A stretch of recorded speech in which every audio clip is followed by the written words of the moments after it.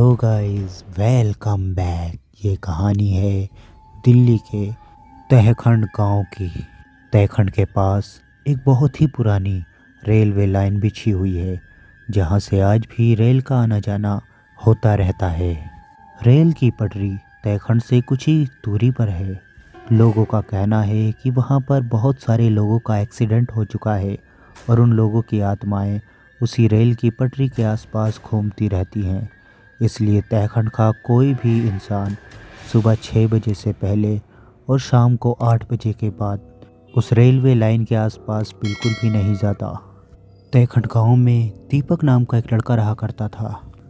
दीपक उसी गांव की एक लड़की प्रिया से बहुत ज़्यादा प्यार किया करता था और उसके साथ शादी भी करना चाहता था। लेकिन प्रिया के घर वाले इस शादी से इनकार कर रहे थे और वो दीपक को उससे दूर होने के लिए कहा करते थे। एक दिन बहुत गुस्से में दीपक ने उसके घर वालों से कहा कि मैं प्रिया को लेकर कहीं भाग जाऊंगा और उसके बाद फिर तुम पछताते रहोगे। इससे अच्छा यही है कि प्रिया भी मुझसे प्यार करती है और तुम लोग हम दोनों की शादी कर दो। लेकिन अब भी प्रिया के घर वाले नहीं माने।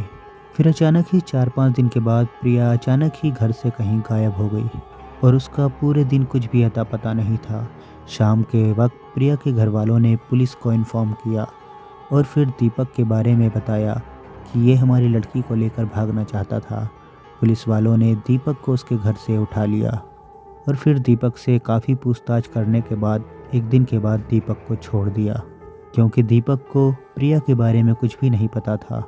सभी लोग 4 दिन तक प्रिया को ढूंढते रहे और फिर 4 दिन गुजर जाने के बाद प्रिया के घर वालों को तहखंड से काफ़ी दूर प्रिया की लाश मिली। फिर प्रिया के घर वालों ने पुलिस वालों से बताया कि कुछ भी हो, हमारी लड़की की मौत के पीछे दीपक का ही हाथ होगा। जब इसने देखा कि प्रिया इसकी नहीं हो सकती तो इसने प्रिया को ही मार दिया।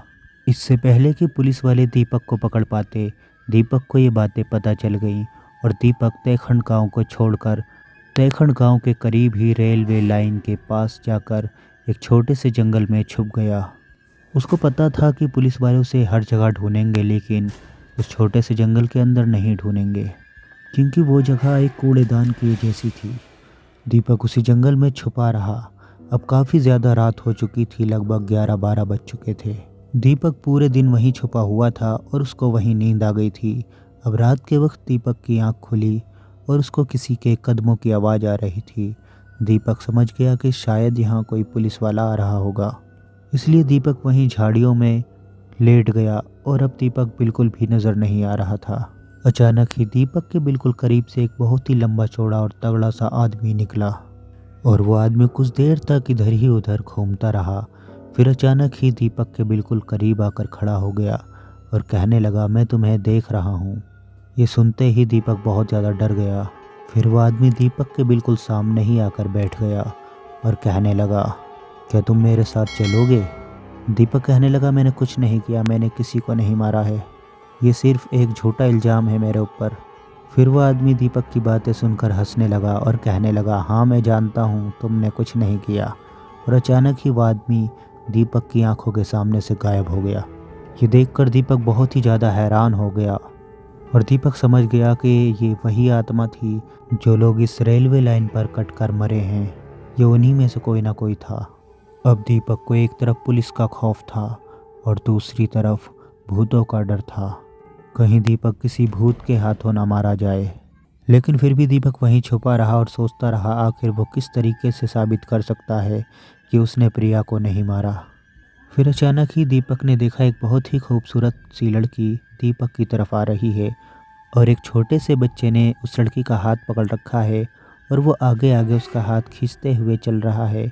देखते ही देखते वो छोटा सा बच्चा रेलवे लाइन के बहुत करीब पहुंच गया और अचानक ही वहां से एक ट्रेन गुजरने लगी और वो बच्चा उस लड़की का हाथ खींचते हुए उस ट्रेन की तरफ ले जा रहा था। लेकिन अब वो लड़की भी अपना हाथ पीछे की तरफ खींचने लगी और वो लड़का वहीं रुक गया। फिर अचानक ही वो लड़का फिर से रेलवे लाइन की तरफ चलने लगा और उस लड़की को भी अपने साथ खींच कर ले जाने लगा। ये देखकर दीपक वहाँ से खड़ा होकर भागते हुए उन दोनों को बचाने के लिए गया, लेकिन दीपक के देखते ही देखते वो दोनों उसी रेल के नीचे घुस गए। और फिर काफ़ी तेज़ी से उस बच्चे की और उस लड़की की हंसने की आवाज़ आने लगी। ये सुनकर दीपक फिर से उसी झाड़ी में जा कर के लेट गया।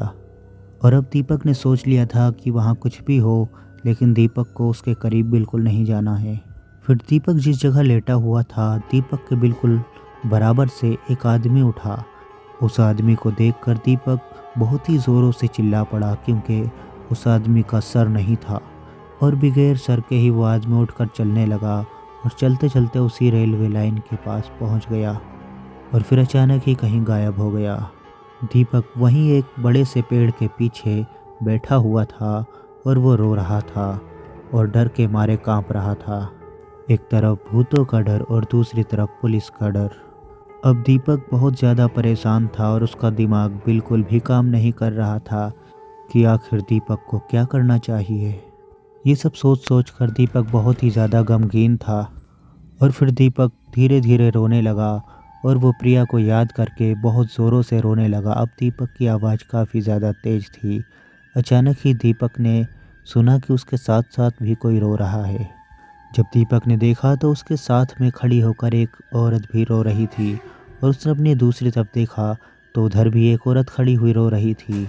वो दोनों औरतें बहुत ज़ोर ज़ोर से रोने लगीं। अब दीपक बिल्कुल शांत हो चुका था और वो डर के मारे कांप रहा था। अब दीपक ने सोचा कि वहाँ से उठकर उसे भाग जाना चाहिए। जैसे ही दीपक वहाँ से उठा और भागने की कोशिश करी, अचानक ही उनमें से एक औरत ने दीपक को कॉलर पे से पकड़ लिया। दीपक ने अपने आप को छुड़ाने की बहुत ज़्यादा कोशिश करी। दीपक बहुत ज़ोर ज़ोर से चिल्लाने लगा, लेकिन दूर दूर तक उसकी आवाज़ सुनने वाला कोई भी नहीं था।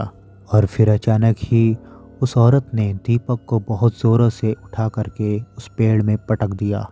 पेड़ में जैसे ही दीपक लगा तो उसके सर से खून निकलने लगा। और फिर दूसरी औरत ने अचानक ही दीपक को पकड़ लिया और वो दूसरी औरत दीपक का गला दबाने लगी। जब वो औरत दीपक का गला दबा रही थी तो दीपक एक तो दर्द के मारे चिल्ला रहा था और दूसरा उन दोनों औरतों का चेहरा देख करके बहुत ही ज़्यादा खौफजदा हो गया था और बहुत ज़ोर ज़ोर से चीखने चिल्लाने लगा। अब दीपक की आवाज़ गांव तक आने लगी। गांव के लोग दीपक की आवाज़ सुन रहे थे, लेकिन वो सोच रहे थे शायद कोई शैतान होगा जो चीख रहा है और चिल्ला रहा है, क्योंकि इससे पहले भी काफ़ी बार ऐसी आवाज़ें उस जगह से आ चुकी थीं। और जब गांव वाले वहां देखने जाते थे तो वहां पर कोई भी नहीं मिलता था। अब उन दोनों चुड़ैलों ने दीपक को बहुत ज़्यादा मारना शुरू कर दिया था। अब वो दोनों औरतें दीपक को इधर से उधर उठा उठा कर फेंक रही थी और दीपक बेहोश हो चुका था। फिर कुछ देर के बाद वो दोनों औरतें कहीं गायब हो गईं और दीपक वहीं पड़ा हुआ था। फिर काफ़ी देर के बाद दीपक को होश आया तो उसने देखा कि वो रेलवे ट्रैक के ऊपर पड़ा हुआ है और एक तरफ से एक ट्रेन बहुत ज़ोरों से दीपक की तरफ आ रही है। दीपक ने बहुत कोशिश करके वहाँ से उठने की कोशिश करी, लेकिन दीपक का एक पैर टूट चुका था। अब दीपक किसी तरह लेटे लेटे उस रेल की पटरी से नीचे उतरना चाह ही रहा था कि अचानक ही ट्रेन बहुत ज़्यादा करीब आ गई और दीपक के दोनों ही पैर उस ट्रेन के पहियों के नीचे आकर कट गए और दीपक बहुत ही ज़ोरों से चिल्लाया। अब ये चीखें गांव वालों से नहीं सुनी जा रही थी, इसलिए गांव के 20-22 लोग मिलकर एक साथ उस रेल की पटरी के पास आए तो उन्होंने देखा कि वहाँ पर कोई पड़ा हुआ रो रहा था और चीख रहा था, चिल्ला रहा था। जब वो दीपक के करीब आए तो उन्होंने उसे पहचान लिया और कहने लगे, इतने रात में ये यहाँ पर क्या कर रहा था। उन लोगों ने दीपक को ले जाकर हॉस्पिटल में एडमिट करा दिया और अगले ही दिन डॉक्टरों ने कहा कि ये ज़्यादा दिन तक नहीं जी पाएगा, इसका खून ज़्यादा बह चुका है। फिर प्रिया के घर वाले दीपक के पास आए और कहने लगे, तुम बता दो आखिर तुमने प्रिया के साथ क्या किया है। दीपक ने अपनी पूरी सच्चाई उन लोगों से बताई कि मैंने कुछ भी नहीं किया और जिस तरह तुम लोग प्रिया के बारे में कुछ नहीं जानते, मैं भी प्रिया के बारे में कुछ नहीं जानता। दीपक ये सारी बातें बताता जा रहा था और वो बहुत ज़्यादा रोता जा रहा था, जिससे पता चल रहा था कि दीपक सब कुछ सच कह रहा है। और दीपक प्रिया को याद कर करके बहुत ज़्यादा रो रहा था। इस हालत में दीपक को देखकर वो सभी लोग समझ चुके थे कि दीपक प्रिया से सच्चा प्यार करता है। लेकिन अब दीपक ज़्यादा देर तक जिंदा नहीं रहा और उसकी भी मृत्यु हो गई। जिस तरह दीपक की मौत हुई, आज भी तयखंड के पास से गुजरने वाली रेलवे लाइन के पास काफ़ी लोगों की मौत होती रहती है, जिसका जिम्मेदार लोग शैतान और आत्माओं को बताते हैं। ऐसा किसी एक ने नहीं, काफ़ी लोगों ने देखा है कि उस रेलवे ट्रैक पर रात के वक्त बिना सर के लोग घूमा करते हैं। छोटे छोटे बच्चे और औरतें वहाँ पर घूमा करती हैं, जो अजीब अजीब आवाज़ों में चिल्लाया करते हैं। इसलिए आज भी उस रेलवे ट्रैक के करीब कोई भी रात के वक्त नहीं जाता। और कहानी यहीं समाप्त हो जाती है। कहानी अच्छी लगी हो तो लाइक ज़रूर करें। Thanks for watching. Bye bye.